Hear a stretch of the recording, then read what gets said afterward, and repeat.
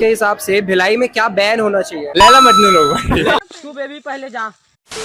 अपनी जान दे देते हैं ड्रग्स के लिए। जान दे देंगे इसके लिए। ड्रग्स, आपके आसपास ड्रग्स है? ये कॉलेज में हमारे बहुत चलता है। कौन से कॉलेज से हो? मैं नहीं बताऊंगा। मेरे को लगता है शराब कंपलसरी करना चाहिए। हम अगर पीना छोड़ देंगे तो इन लोग सरकारी नौकरी वाले तनख्वाह कौन देगा? High speeding.